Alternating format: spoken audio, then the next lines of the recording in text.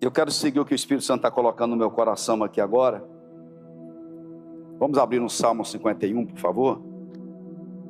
Depois eu vou voltar para o texto que eu já preparei aqui, mas vamos primeiro no Salmo 51. Vamos andar dentro de alguns versículos para a gente poder direcionar a nossa oração hoje. Vamos ler a partir do verso 4, que diz assim: pequei contra ti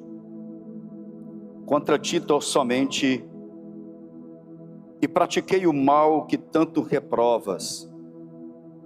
Portanto, justa é a tua sentença, incontestável ao julgar-me condenado.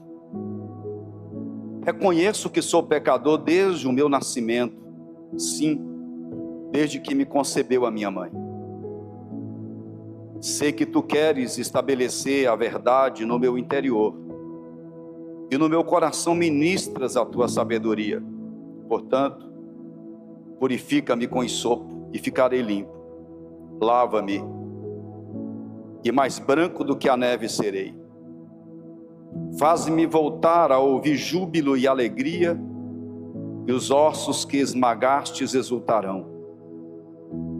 Esconde o rosto do meu pecado e apaga todas as minhas iniquidades. Ó meu Deus, cria em mim um coração puro, e renova dentro de mim um espírito inabalável. Não me afaste da tua presença, nem tires de mim teu Santo Espírito. Restitui-me a alegria da tua salvação, e sustenta-me com um espírito disposto a obedecer. Então ensinarei os teus caminhos aos transgressores, para que os pecadores se voltem também para ti. Salva-me do pecado de sangue derramado, ó Eterno, Deus da minha salvação, para que a minha língua seja livre para cantar e exaltar a tua justiça. Ó Senhor, dá palavras corretas aos meus lábios, para que a minha boca possa proclamar o teu louvor. Não te deleitas em sacrifícios, nem comprases em oferendas, pois se assim fosse, eu os ofereceria. O verdadeiro e aceitável sacrifício ao Eterno é o coração contrito. Um coração quebrantado e arrependido jamais será desprezado por Deus. Que te regozijas em abençoar a Sião e edificar as muralhas de Jerusalém. Então te agradarás dos sacrifícios sinceros, das ofertas queimadas e dos holocaustos. Novilhos serão oferecidos sobre o teu altar. Amém.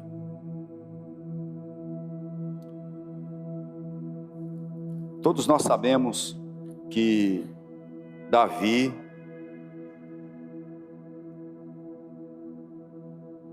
ele havia cometido um pecado como rei, como príncipe do povo.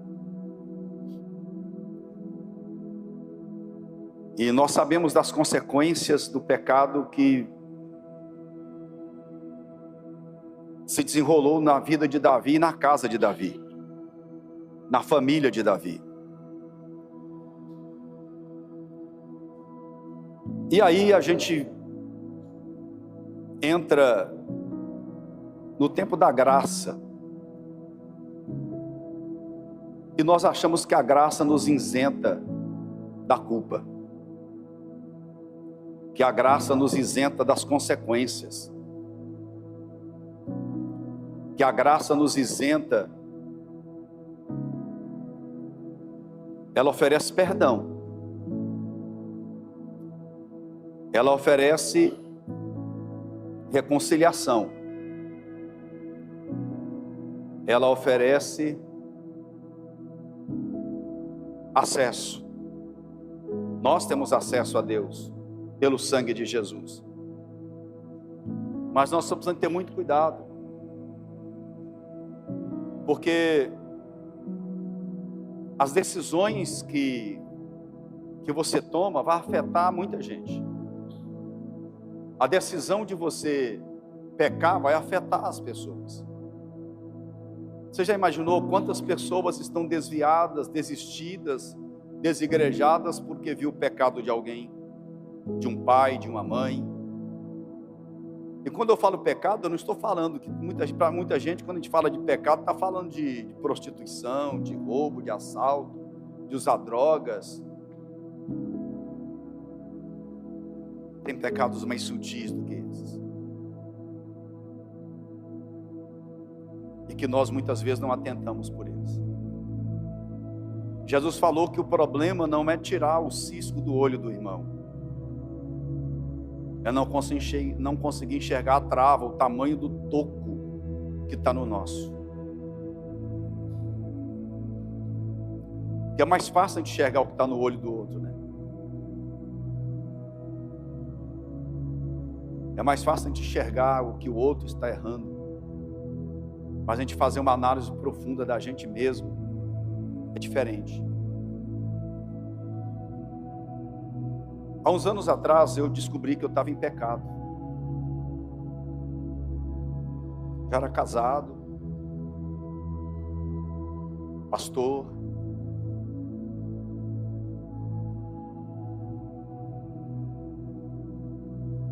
E eu estava em pecado. Aquilo foi tão triste para mim. Foi devastador na minha alma. Que eu chorei muitos dias diante de Deus. Mas qual foi o seu pecado, pastor? Incredulidade.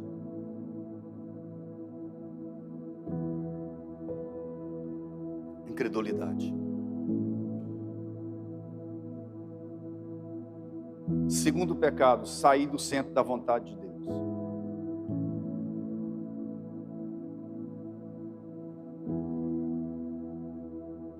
Eu já passei por muitos momentos difíceis ministeriais. Mas eu cometi um pecado quando eu saí de uma igreja que Deus não queria que eu saísse. E quando eu cheguei no lugar do meu destino, eu descobri que eu estava lá e a glória de Deus tinha ficado onde eu estava antes. Eu estava sem a presença de Deus. E como foi duro para mim. Como foi triste para mim. Tinha dia que eu falava para a pastora, eu vou para o mato. Pegava o carro, entrava no carro. E ia às fazendas lá pelo Tocantins, tem muito acesso. Às vezes tem acessos que a gente pode entrar dentro do mato daquele. Eu não importava com o perigo de encontrar lá um bicho, uma fera, mas eu ia para dentro do mato sozinho. E lá eu chutava os paus, os galhos, rolava no chão, dizia: Senhor, me perdoa, me perdoa. E quando eu descobri que eu estava um pastor incrédulo, às vezes corre o risco de você começar a ficar incrédulo em alguma área da sua vida, sabe? Foi outro peso na minha alma. Quantas vezes você é incrédulo e não consegue ver isso? Quantas vezes você é desobediente, rebelde e você não está vendo isso? É mais fácil a gente ver o cisco no olho do outro do que a trava no nosso.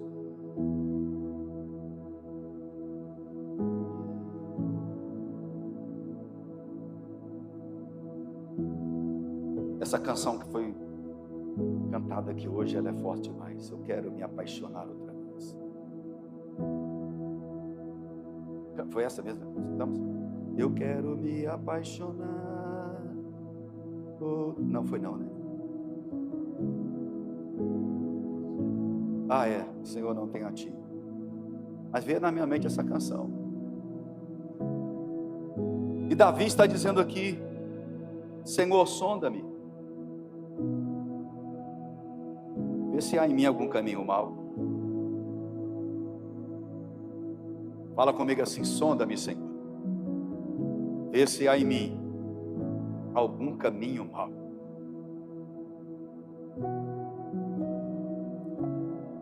Lá no capítulo 7 de Romanos,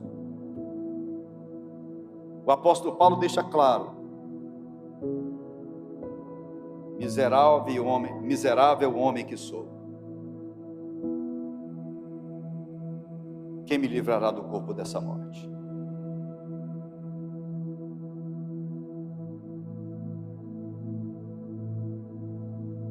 E no verso 18 ele diz: porque eu sei que em mim, isso é na minha carne, não habita bem nenhum, pois o querer o bem está em mim, não porém o fazê-lo.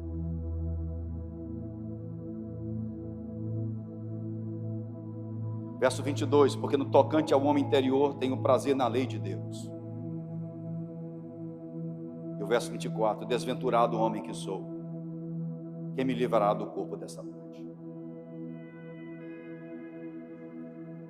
Mas a gente precisa sondar o nosso coração em profundidade. Sabe, pedir o Espírito Santo para sondar o nosso coração com profundidade. E aí eu vou para o texto que eu já havia preparado para o nosso início aqui dessa noite, e que me desviei dele aqui para poder falar disso. Ezequiel capítulo 22, mais precisamente o verso 30, que diz: busquei entre eles um servo, um ser humano, um homem,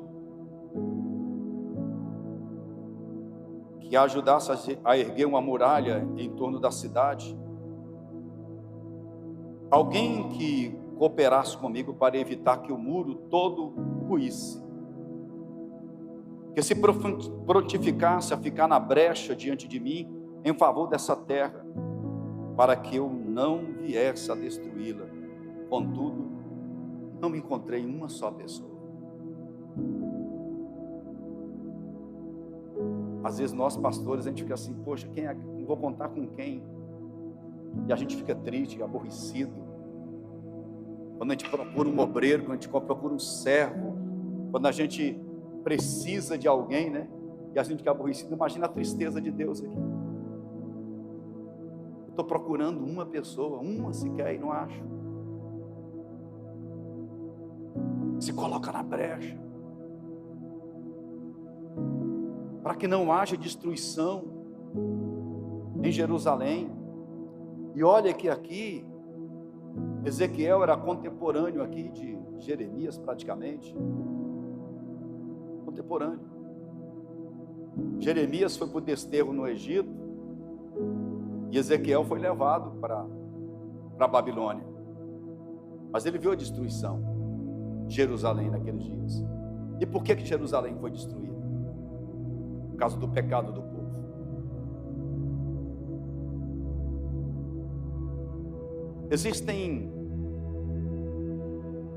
Nós não temos motivo, quando nós entramos na presença de Deus, a gente não tem motivo para ficar triste, né? Mas tem coisas que entristecem a gente, ver o pecado, ver a dureza do coração. Nós precisamos de saber que só Deus pode mudar a circunstância. Se a gente for analisar, olha como é que está o nosso país, olha como é que está a nossa cidade. O pastor Reginaldo não está aqui, porque agora mesmo tem uma família na nossa igreja lá, no bairro, foi aconselhado pela facção para sair do bairro. Porque a facção rival vai invadir lá, e o irmão de um da família da igreja é envolvido na facção, e se eles não saírem vão ser retaliados. A violência.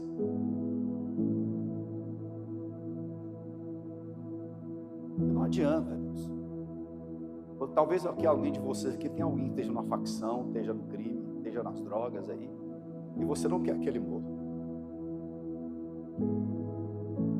Você não quer que ele seja destruído.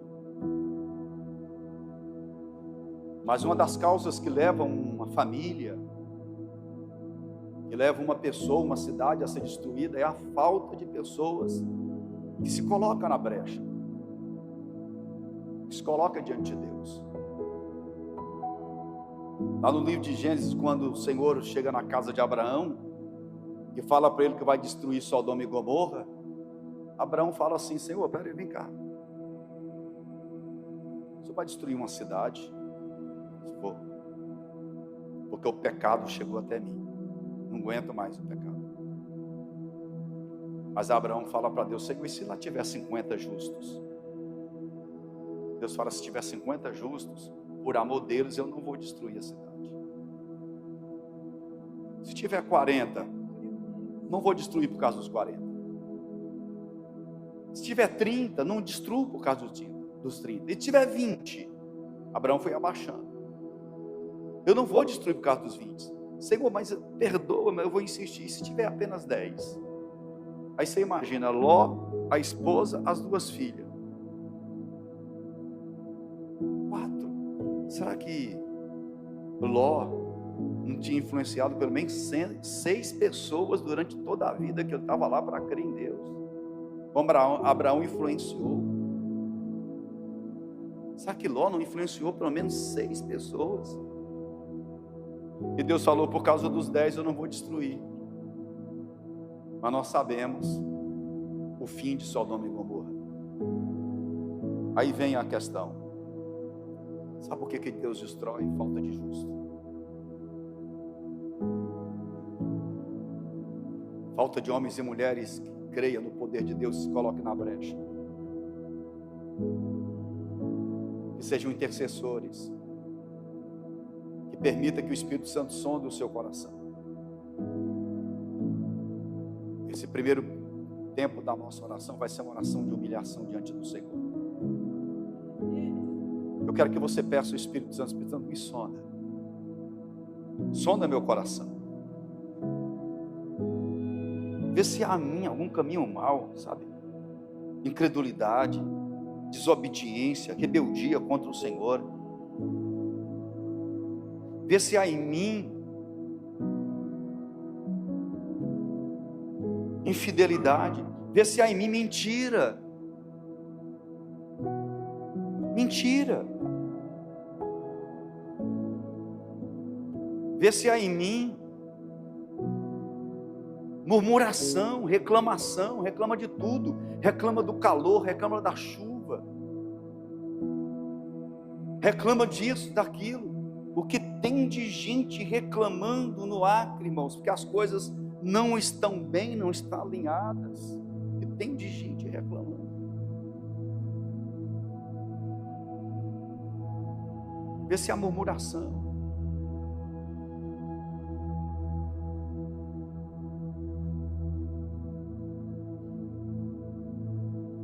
Vê se há dentro de nós fofoca.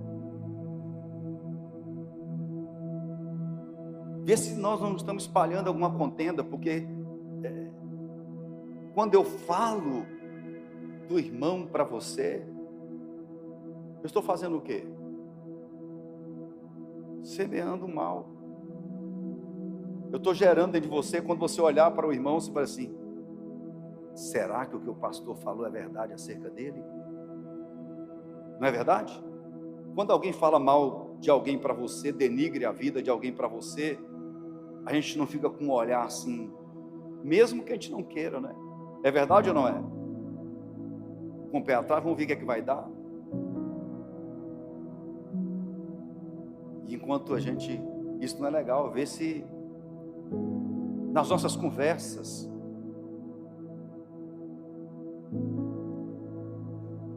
não que nunca a gente vai falar, citar uma pessoa numa conversa. Cita, quase todo dia eu cito alguém nas minhas conversas.